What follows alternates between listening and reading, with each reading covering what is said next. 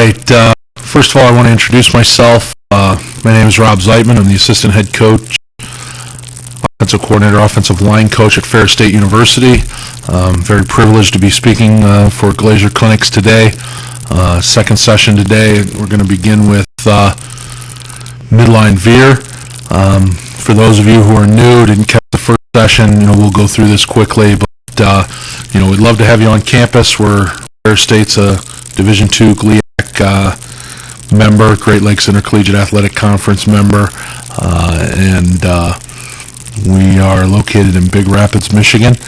And my email address is there if you can make it on campus. We've got a spring clinic on April 20th. If not, let us know. We'd love to host you and teach you more about this offense. If you ever get the opportunity to be up on campus. Otherwise, you can just email us or call us and, ask whatever questions you have whenever you have them. We, want to be accessible. We're a staff of former high school coaches by and large, and so we know the challenges that many of you have and, want to help as much as we can. A little bit about our offensive system. I'm hamstrung by the fact that I don't know how many of you are new or how many of you are staying on, so I'm going to go through this rather quickly.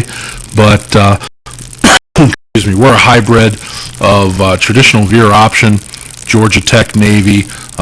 We began our philosophy as a flexbone traditional veer option team. We branched out from there, including adding some spread passing concepts that you see, just using some big name programs here, Oklahoma State or Washington State, Mike Leach type stuff or whatever. Also installing or utilizing a pistol style offense. We're a shorter pistol. We're not the full-fledged pistol of Nevada, but certainly giving credit where credit is due. And then we're a no huddle team. We like to go fast when we can. And that certainly is in the vein of an Oregon and other teams that do that. So that's kind of where our philosophies are. Some of our accolades: we finished sixth in the NCAA in rushing offense, 306 yards a game. We led the GLIAC conference. We were 15th in NCAA in total offense, third in our own conference. We converted 60% or 3 out of 5 of our third down opportunities, or into fourth down opportunities on those possessions. Set single game rushing record for Ferris State, 457 yards. We're within 4 yards of a single game. FSU total yards record. They're in the 650 range. And then single season rushing record belongs to last year's Ferris State team, and we broke that in week 8. We also had the GLIAC all-time record for rushing yards by a quarterback in a season, by our redshirt freshman quarterback, and he was also the Rookie of the Year. So we feel like we've built a strong foundation within our philosophies. Why do we employ option football? Why do we believe in it? We feel like we can win with inferior talent. We can control superior talent to a certain extent by using handoff keys, pitch keys, and the like. Don't block players by design. That's the nature of option football. It forces defenses to play assignment football. We don't get some of the fire zone schemes that other teams are getting. Opponents have a hard time emulating in practice. It's tough. It's tough for them to mesh. It takes us thousands of repetitions to get it right. Lord knows they can't do it in 3 days of practice. It controls random blitzing, like we said before. Simple blocking schemes, very easy for us to do. It's fun to practice. We can use multiple formations to run the same plays. That really feels like it empowers coaches to kind of manipulate defenses and make them as formation savvy as we are. Easy to use audibles to attack the weaknesses of defenses, both from a coaching standpoint and a player standpoint. Conventional offense uses 5.5 defenders to 4.5 blockers, as seen here in this slide, where we put a line down the middle. He's obviously the middle backer's the half guy, 1, 2, 3, 4, 5, and we only have 1, 2, 3, 4 in the center. In a conventional offense, if you're running a zone stuff or whatever, double option play, we feel like in the case of midline, we're not going to block this guy, and we've evened out the numbers 1, 2, 3, 4 and a half. And then we have 1, 2, 3, 4 and a half, and then also our triple play or triple plays allow us the opportunity to gain a numerical advantage. So that's why, we feel like we're an option football team first and foremost. We've emphasized for years to step back, in the case of midline, to kick back at 5 and 7 for option plays. Short pistol allows us to align that way, so it makes it a lot easier for us in terms of teaching our quarterbacks. We widen our slots, which really makes the box a lot smaller, thins the box for us. Instead of 1-and-1 off the tackle, now they're 5 yards wide and level with the quarterback. So, we feel like that gives us an advantage. Quick passing game's easy for us. It's catch and throw. Catch, point your shoulder, and throw, instead of big little three-step drop stuff and trying to get those techniques and fundamentals down. It cuts down on teaching time for us. We feel like the plays hit vertically quicker than the true shotgun or true pistol, and just a little slower than under center. In the option game, we do align our running back. Instead of his feet being his heels at 5, now we put his hand at 5. So he is a little deeper. We did lose a yard there, but we feel like number 5, it protects the mesh from being attacked, and that's more, that's more than enough in terms of the compromise to make us want to do that. It allows us to widen our splits to 3 feet in the A gap and 3.5 feet in the B gap. Spreads defenses out, creates great blocking angles and natural creases for us. It really forces the handoff key to be definitive in his angle. Is he going after our dive back? Is he going after our quarterback? What's he doing? Makes the read a lot easier for our quarterback. Gives the quarterback more time to read the handoff key and transition his eyes to the pitch key, or to get downhill in the case of midline, because our alignment is a lot wider. So he can be a little bit more patient. What implementation accommodations do we have? The first one we have, and the most obvious one, well, there's two that are obvious. The first two here, we do a two-handed snap or end-to-end rotational spin. We put the laces to the right at 3 o'clock, and then we just flip the ball back between our legs. We had 2 bad snaps in the past. It was really 900 snaps, neither of those plays resulted in negative plays. So we feel good about that accommodation. Running back lines up a little bit deeper, like I said before. His hand is in a 3-point stance to hit the hole fast. That looks awkward. Those two things really look awkward and unconventional, but we feel like they're necessary, and they work for us. The slots are lined up on the same horizontal plane as the quarterback. Motion is quick at an angle where the defense can't recognize it, and that really helps this play of midline, because oftentimes we can mask it, making it look like it's inside veer to the right when really it's midline to the left, that kind of thing. And the defense can't recognize our undetectable motion. That's a term we use a lot, with our slots. Make your motion undetectable, have undetectable motion, that kind of deal. A quarterback's footwork is more pivot-style footwork rather than stepping on an imaginary clock. We do widen our stance a little bit on this play so that we get him off the midline. Quarterback has to be louder in our no-huddle attack. He's our communicator. Okay. Alignment and splits, like I said, we're 3 foot center to guard. We're 3.5 foot here. Full running back's hand is 5 yards from the ball. Our toes for the quarterback are 2.5 yards. We're 5 yards wide and level with the quarterback with our slots. And that's really our alignment and our split situation in terms of our basic alignment in this offense. Midline veer. Midline veer is a big part of what we do. It's a play we really like as we show it here. Where we're really a lot of guys, a lot of commentators will call it that quarterback isolation play. We're trying to hit the B gap tube here with our quarterback and read the defensive tackle, and it's been a very effective play for us over the years. It's 2 plays in 1 to each side of the football. Many people have called it a quarterback isolation play. 4.5 defenders versus 4.5 blockers. By reading 1 defender, it gives the offense a hat for a hat.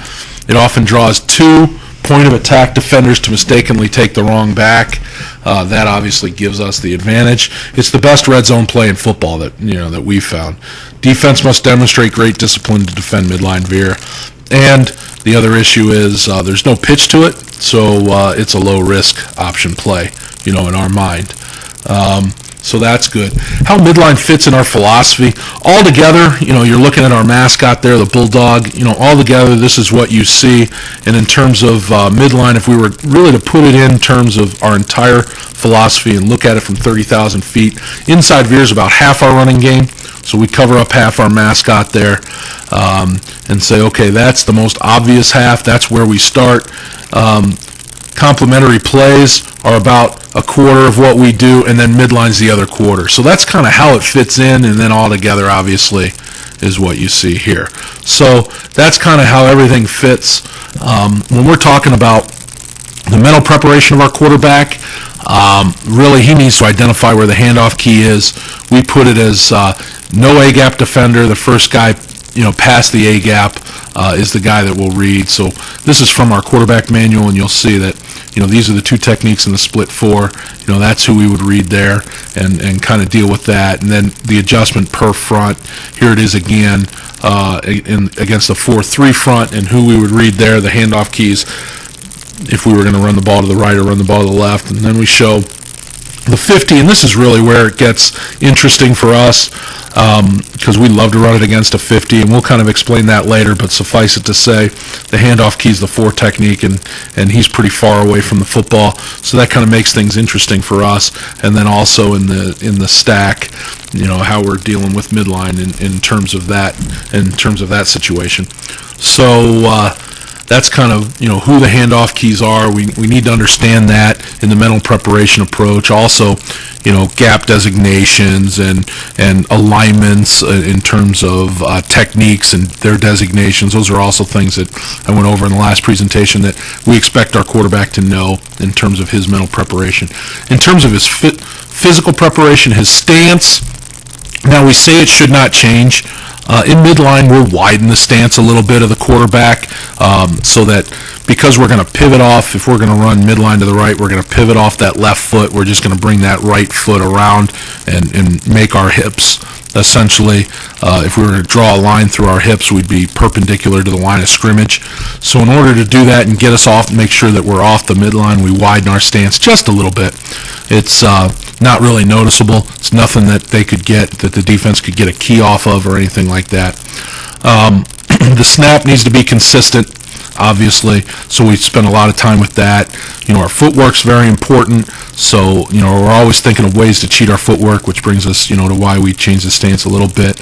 The same mesh that we use in inside veer, we have to be able to mesh in midline. It's just where that mesh is taking place really is kind of the difference.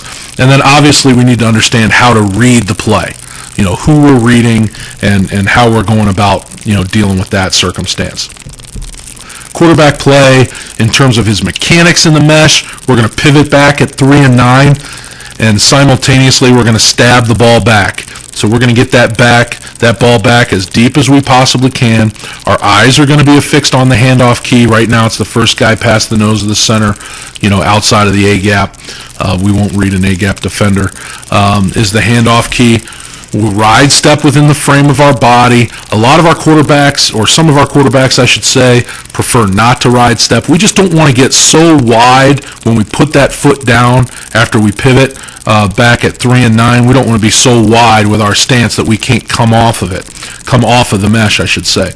And then we want to work to get vertical in the B gap. And essentially what we'll do is we'll stab the ball back, we'll ride forward with our running back, eyes on the handoff key. We will disengage by the time we get to the front hip, push off the inside foot or the foot closest to the line of scrimmage, step back just a little bit, we call it bubbling off the mesh, and then work to get vertical in the B gap. So that's kind of the way we work it, and here it is shown for you now. You're going to see we're going to send the H back in motion as the insert guy. That really doesn't matter. Let's concentrate on the footwork of the quarterback here. I'm going to send him in motion, get down in a stance. There he is now. There he is. He's posing. Very nice by him. He's not going to move his feet once he gets into this pose. That's fine. His eyes are on the handoff key, which is shown here. And then there he goes. Now, we'll watch it again so that we can kind of correct him as we go through. Sends the guy in motion, gets down in his stance. Nice. Now, look, here's his problem. He should be pushing off we said we wanted him to push off the foot that's closest to the line of scrimmage and kind of step back, because we want him vertical in that B gap. Okay, he's so impatient. That running back is barely away from him, and he's coming right off his butt and trying to do this. But the problem is he's going to have to make a right-hand turn and go, and in order for him to pull that off, he has to decelerate. Okay, we don't want that to happen. We don't want him to plant. We want him to bubble off and go. So watch his patience here. If we can just get him to calm down just a little bit, we're better. He sees his mistake, and essentially when he gets to that point, now he's bubbling again. All right, so we don't want to deal with that circumstance. We want him to improve that. So, so that's something that we can do. That's coaching points in terms of quarterback play. I think, we've chosen less than perfect reps for you. We do that on purpose because, that's how we teach our kids. We don't teach our kids, here it is, do it this way, in terms of always having perfect reps. We want to show their mistakes. We want to be able to teach them from the imperfect repetition so that we can further, kind of delineate what we want from them. The running back, line up in a three-point stance, have the hand at 5 yards from the ball. We want to track straight through the quarterback's tracks and then the brown eye of the center. Okay, we're going to soft seal the football or soft fold the ball through the mesh, which is generally considered quarterback stabbing it back. He's going to bring it to the front hip. We'll give way if a pull read, and here's what we're talking about. We'll show that same clip again. If it's a pull read, we want him to go away from the play. So we know we're running midline over here to the left, okay? We know that, ultimately we'd like to get the quarterback into this B-gap tube over here. Right now we're meshing with the running back. We're going to finish the mesh and see how the running back's now going to work. See, if he worked towards the play, all he's going to do is pull defenders. Look, we got this hat looking at him here. Even this hat's looking at him there. So, we don't want this guy to get involved in the play. We want him to get out of the play. So that's what we try and do with him on this rep. We'll watch it again here. See him. He's going to work away from the play. That's nice. And the quarterback puts the quarterback into that B gap, and we're good to go. Okay. In terms of slot play, our slot motion mechanics are the same. It's the same 5-yard split, level with the quarterback. We have a 2-point stance. It's undetectable motion. Go late, go fast in motion. Run through the tracks of the running back. Be a persistent blocker. We're like, we use a couple of different ways to kind of describe what kind of blocker we want. Understand this is our smallest football player. For us, he's a guy who may be 5'7" to 5'9", 165 pounds. We're going to run him into the B gap, essentially, and he's going to block a 220-plus pound linebacker who stands over 6 foot tall, typical for our conference. So, we tell them, get run over slowly. That's one of the ways we tell them to do it. The other thing we do is be like fly on stink. Just keep punching. He's not looking for you anyway. His eyes are looking inside at the running back, and then his eyes will come off and go to the, and go to the quarterback. So, hang in there, do the best you can, get run over slowly. There are two types of slot motion that we use for this. So the first one is shown here, where we'll short motion. So the slot motion is towards the hand of the running back, then inserts the play side to block the play side linebacker. So we're motioning this guy essentially to get him to block the guy in the box, okay? So what we're going to do, rather than motion him to the heels, and this guy's a little tight, we should be a little bit wider, but he's going to motion to the hand, and then on the snap, he'll insert into this B gap and go get this guy, okay? So that would be the short motion. The other motion that we use is that orbit motion, slots motions just like inside veer, but instead of continuing as the pitch back on around to the outside, he inserts in the B gap in order to block that play side linebacker. This is the harder of the two motions, I'll be honest with you. And most of when you see us inserting, a lot of our cuts, you're going to see the short motion, the first one I showed you. This is harder because it has to be timed up. He's going to go to the heels of the fullback or the running back here. This running back's going to disappear. He's got to turn his shoulders and get up in there. So he's working against his momentum a little bit. So it's kind of difficult for him. That's why we picked kind of this slide to show you, because we are going to insert, for this kid right here. We also have it looks like we also have a tight end in on this, so we're going to get, kind of an out-out scheme, doesn't really matter, but just so that you understand that we're going to work inside the handoff key, or I'm sorry, just right outside the handoff key for that inside backer. So the handoff key is going to come down real nice here, and then we'll be able to get that guy right there, if they pull it like we anticipate. So there it is. All right, and there we go. All right, and notice how he just fits up on him, tries to Velcro up on the kid, and then work there. See how he really works it nice and is able to turn that corner? I mean, it's not easy to do. He's a little bit behind maybe one step too slow in terms of his timing of his motion, but all in all, that was pretty good by him. So that's our slot motion in terms of working for midline. Now, in terms of line play, once again, making personnel decisions, we put a premium on speed off the ball, a kid who's able to get off the ball, not size. We don't ever run 40 yards. When we do, it's normally a touchdown, so we're not worried about 40-yard dash. We're worried about 5-yard, 10-yard sprints. Our guards are our best drive blockers. Our centers and tackles are quick and agile. Here's our play side tackle. Our play side tackle is driving the 5 technique, okay? That if this guy, if the 3 technique is our read key, is our handoff key, then he's driving that next guy, okay? He has to sustain contact. If the defensive end works the outside and works back over the top, he's got to sustain keep contact and keep going, and we'll actually log him and kind of work to the outside. That's not a good situation for us, but it's what we need. He's the hole creator, and you'll see on another slide that we're going to run the B gap, which is right in this tube here, but he's creating space for the play, so we really need him to create space. Here it is. Here's the slide I was talking about, that we're going to run the ball in here. He needs to create space there. All right, so the offensive tackle, through his drive block, is going to create space. Now, if it's a wide 5, if this kid's out here, like some of those teams do in passing situations, where they'll put a wide 5 out there and try and speed rush the edge, I would say pass set him. Pass set him, make sure you're getting your butt to the quarterback at quarterback depth, which is 2.5 yards, and don't let him play back underneath like that. Make sure you stay on him. But it's okay to pass set a wide 5. We don't see a whole heck of a lot of that because of the nature of our offense. Understand, if this play is executed properly, the shaded area expands by the drive block of the offensive tackle, so we're talking about he's a space creator here, and the fact that this guy's our handoff key, the 3 technique, and he's going to, because our guard's inside releasing, if he's a guy who's based in fundamentals and techniques and not running a stun or something, he is definitely coming down. So the more that we drive here and the better that our mesh is in this area here, the bigger this shaded area is, and that's kind of what we're looking for.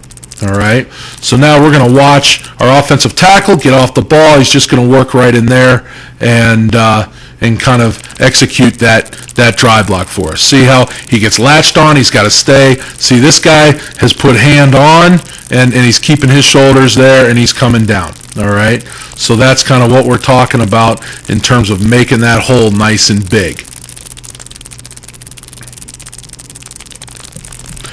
Play side guard. Our play side guard is charged with releasing to the backside backer or the next linebacker down. It could be the middle backer, it could be the next guy down. Now, just like we taught our offensive tackles in inside veer, is what we're teaching our offensive guards in terms of midline. We want to use an escape move. You can rip or swim. Most of our guys are rippers, and you want to decrease the surface area that you give for that defensive lineman to hit back on you and adjust your track. And that's kind of what we're talking about here. The shaded player right here, as we're looking at this slide, this shaded linebacker, because he's head up on our guard, we're not going to block him. I know some teams, when they run midline, they'll try and release move and then get vertical.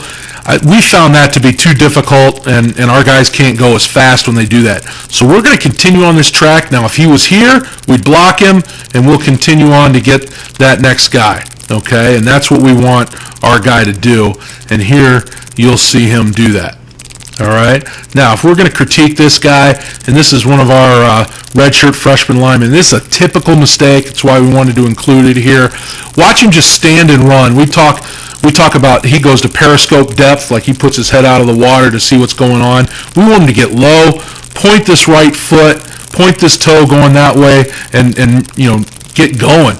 And he kind of stands and doesn't really step with his first step and those types of things. So those are all, coaching points in terms of offensive guard play. Now, if the shaded area, if the backer was over the center, okay, and we kind of superimposed him over here, if we move him over there, then he's going to get him, okay?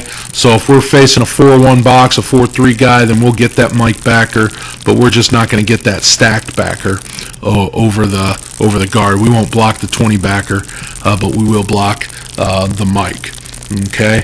So that's that. Now we're working the double team on the backside with the backside guard. Our center is, so center guard assignment is double in the backside 1. Remember, we're going to drive out of the play. When we used this technique in inside veer, the double team, we said heavy guard, light center. Okay, and our guard was the driver, and our center was getting his hips to the guard and adding as he could. But now we're doing essentially the opposite. Our center is the driver, and our guard is getting his hips to the center. And the reason for that is we really want this guy moved that way, away from the play. We don't want him to get involved in this area. Remember, our running back is running the brown eye of the, oh boy, sorry about that, the brown eye of the center through the track of the quarterback. So he's working right through there. So the more movement we get that way, the better served we are, okay? So we are heavy center, light guard. Remember, we're trying to manipulate this play, so we run it at a 2 technique or 3 technique, which typically means we're going to get, an inside shade on the guard here, or even a shade on the center, or head up on the guard. Either way, we typically don't run it where we're getting a 3 technique to the backside, so it enables us to be that heavy center, light guard.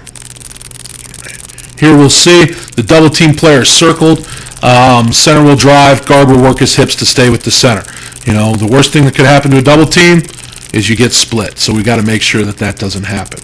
So here we'll see the double team there. See how the guard's starting to work his hips nice. Okay, center's engaged real nice, but the guard's got to get that hip, his left hip over here, over to that right hip of the center.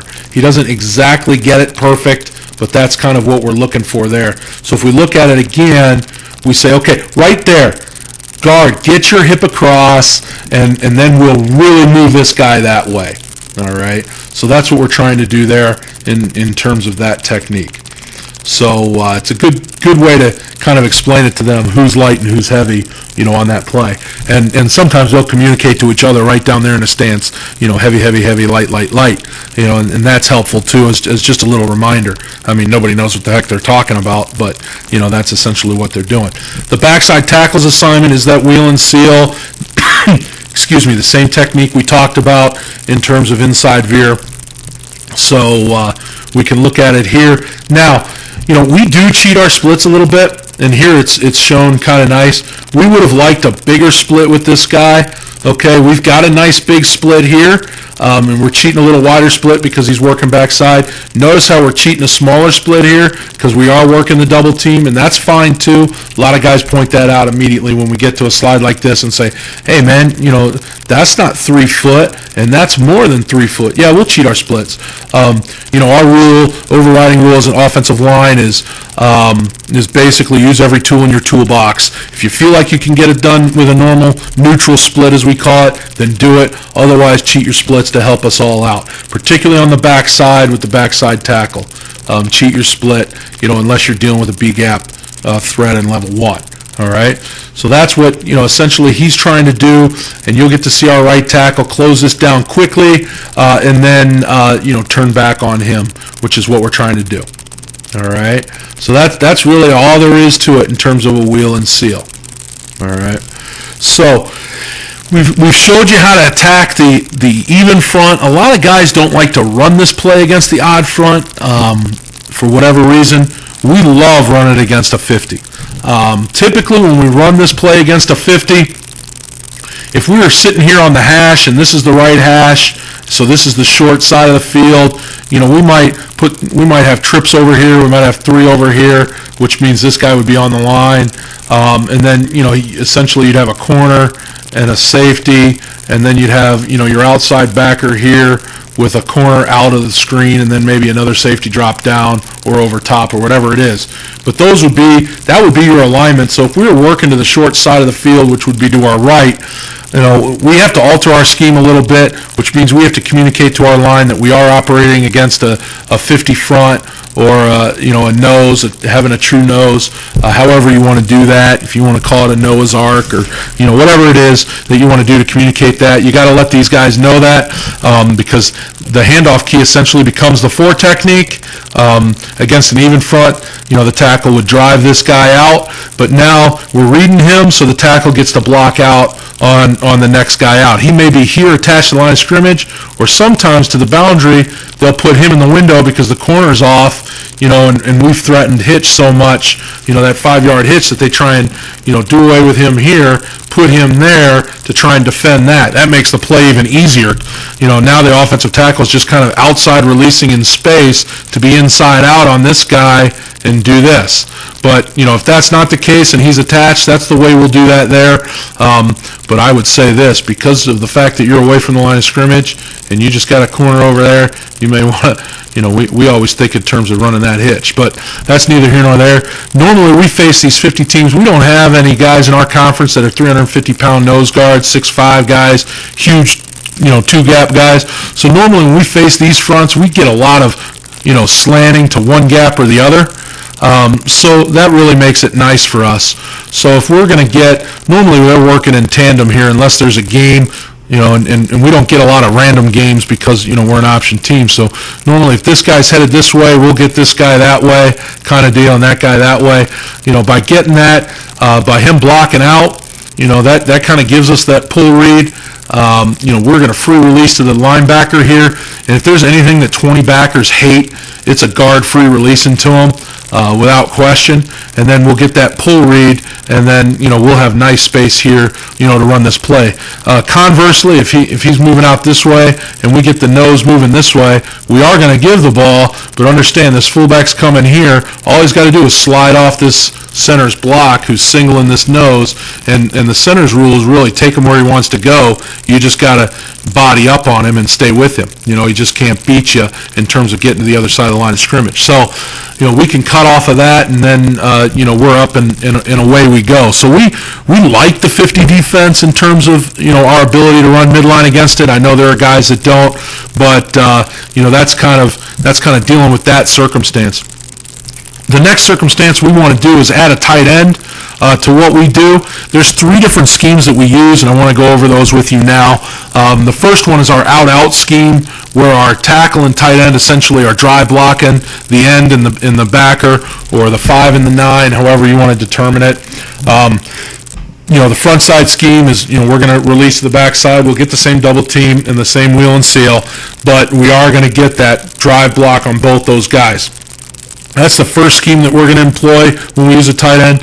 The second one is our base scheme, where we'll base it up. If he's a 9, if he's wide, so wide that our tackle can't get to him, and our tight end's comfortable with, we're comfortable with man blocking him, we'll just drive block the end, and then we'll free release to this backer, and we got some clips of that. And that's nasty when you're facing that 4-3 team that just makes this adjustment, and they're in trouble a little bit.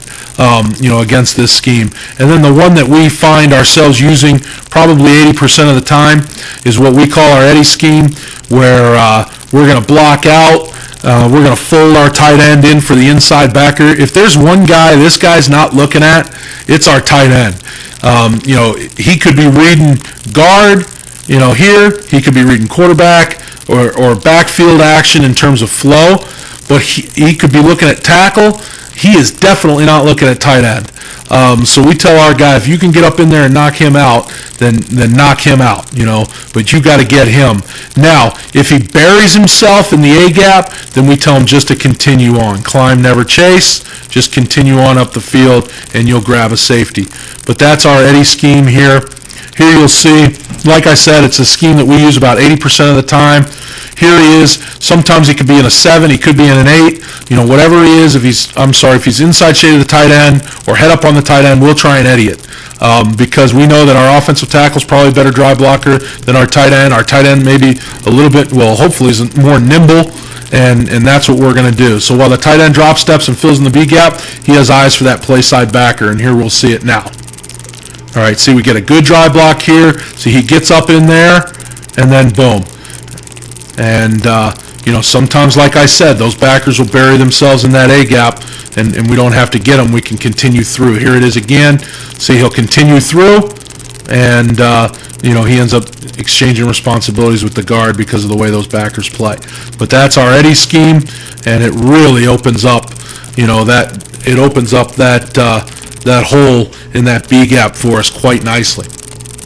All right, we got some cut-ups here. Let's go through. Here we are. Like we said, we love it in the red zone. Let's kind of back this up and take a look. We've got a tight end here. Okay, it looks like we're going to get our out-out scheme. We should get our out-out scheme here. We're going to get him to release in, and then we should be good to go. We're going to insert for the play side backer, but even when we screw this up, and we are going to screw this up a little bit, we're still golden there. So, we really like our chances. Defenses get way overextended themselves there, and you see how that opens up, when we're down in distance-wise really close to score here. Okay, so we'll kind of play this forward here a little bit. Here's our 3-by-1 set. See the counter or the short motion to get him in there. Our slot does a heck of a job here. This is a little guy, man, and here he is going to body up on this backer. Backer gets a little wide, he seals him out, and then we're up and good to go.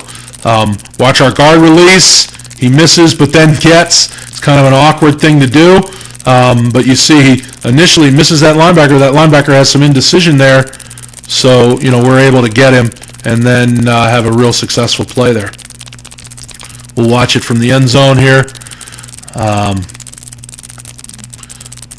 This is actually a great, if you're really questioning our snap, you see where the ball is, see where the laces are, you see how our center holds it, and he doesn't do it very well, but we haven't had any issues, so I hesitate to kind of coach him on it other than, get it back there. But you'll see they split our double team just a little bit, but, we're able to keep him out of the hole on the backside. Here we'll see it again. We became a team that ran it a lot with the tight end, and here you'll see us, with the tight end here. Now we're a little indecisive on how to run this here. We've decided to Eddie, but we were see, as they walk the third guy up, we should really be in an out-out scheme. They walk him back, so we're able to run our Eddie scheme. Our tight end is uncomfortable doing it and doesn't really know what to do. And this is a good point. This is why communication is so important here, is because essentially as this guy walks up, we should be out, all right? And then as he backs up again, we should be working man, driving there and then rolling right into here, okay? So, we miss that, but you can see even when we miss it, we get a nice positive play out of it, and we set ourselves up, for the next play, which is good. Now here we see the motion that the orbit motion that gets us in, and this is kind of what I was talking about too in terms of our slots going after those big linebackers. I mean, this kid right here is not a very big dude. He's going to insert and he's going to get popped pretty good, but you see how he gives it up for the team. So that was good, and he didn't much care for that at all. But here we are running it on the goal line, pulling us right into the deal there. See, our tackle creates space nicely. See how he's setting him a little bit because he's playing him wide, and then you see how big this hole gets, for our quarterback as we do that. On this particular play, we had tagged. They had been, kind of eyeballing us in terms of our slots with these guys, so we were bubbling him to try and get his attention. Didn't necessarily work there, but it was an adjustment that we had made in terms of trying to do that. So the kid had actually folded back in to make the play, but you see how he was influenced by our bubble screen, motion there a little bit. So there's some things that you can do, to change this play and get that. Here's a rare, give, and you see how, it's a big play for us. The give becomes a huge play for us when they're not going to be disciplined and kind of deal with that. It looks like we ran it at a one technique, and we were able to kind of deal with that circumstance with our center, and then away we go. So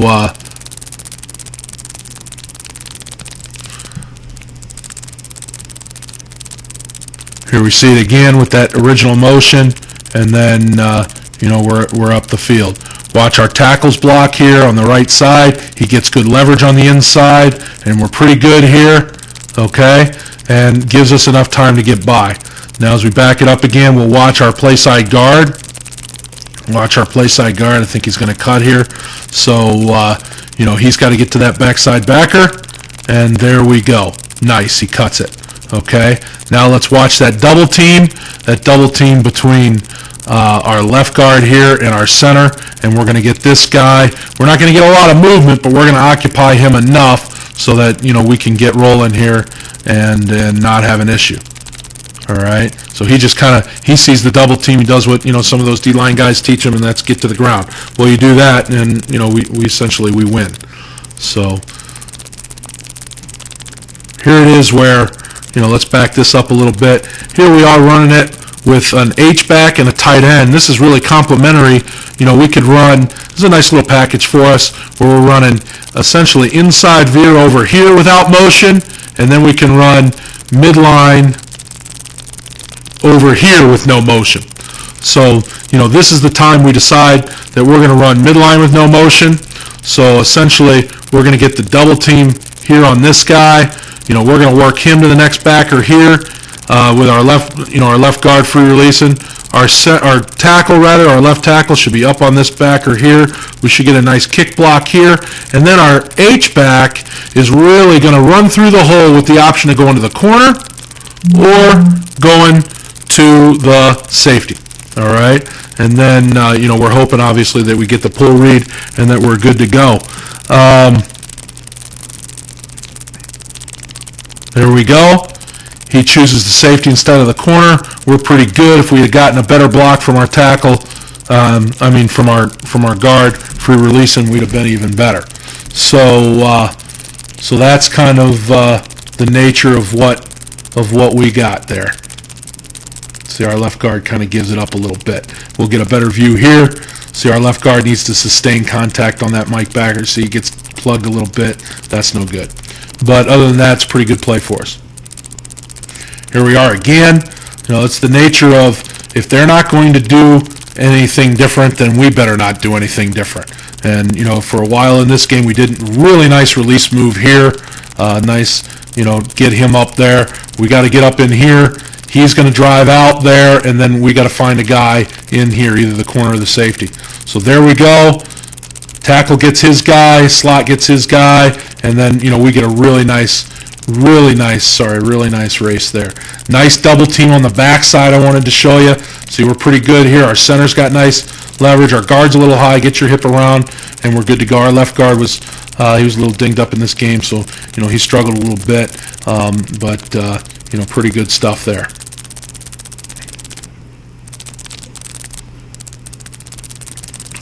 And same game. This was a huge play for us in this game. So you see us doing it again. We showed this one because our tight end ends up logging. He gets inside a little bit, but notice how he'll maintain contact as we get to this. He's out here. He's going to maintain contact, which will allow our guy to bounce just a little bit. See, he maintains contact just enough We don't call that a leg whip. I'm sure somebody else would, but and just trying to do the best we can in terms of that. Here we're on the goal line. We're working in the trips situation, and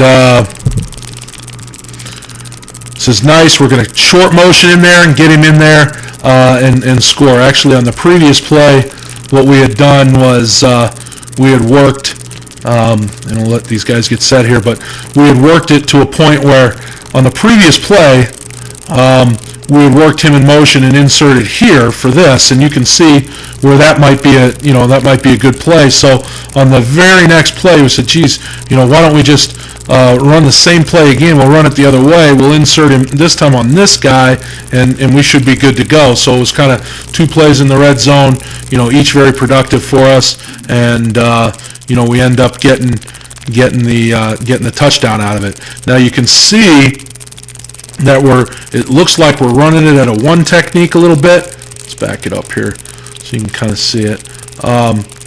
So our center is working back. We're not going to double a 3, so he's working back. He's just going to get to level 2 and kind of get ahead on someone there and see what we can do in terms of that. So that's kind of what we're trying to do up front, to make that worth our while in terms of getting it done, in midline veer. It's a huge play for us here. We'll see it again. He's inside shaded a little bit, but you see how our guard, gosh, he really does a good job of getting inside of him quick. You see our left guard here. He's shaded inside for sure, but he's gonna beat him and get in there. Our backside guard, we're not really going to double that, so our center's going to step to it and then get vertical there. Then we're going to work the tackle on the 5 over here. So give you a good chance to see all of that. Then we insert the guy and we're good. All right. Had we been a little bit better on the insert in terms of just staying low and getting on his hip, you see how he gets a little high there. Let's stop it there. He gets a little high. If he could just get on his hip, I think we'd be good, and we'd go untouched. But, we don't go untouched, but we do, get the touchdown, which is, kind of an important deal for us. I'd like to thank you guys for the opportunity to speak here today. We do run a team option camp. Our head coach does anyway, in 2013. It'll be the 29th, 30th, 31st of July, Frankenmuth High School. It's on the east side of Michigan. If you can't make it to that and you want to do something with your team, you can get in touch with us. A lot of guys do. Our head coach is also involved in getting some of this stuff out to people. So if you want to do that, that's great. But otherwise, please don't hesitate to contact me. Come up on campus. We'd love to recruit your kids. We're very excited about Ferris State football, option football, and using the short pistol and all that kind of stuff. And wish you the best of luck as you look forward to your season. Thanks for listening.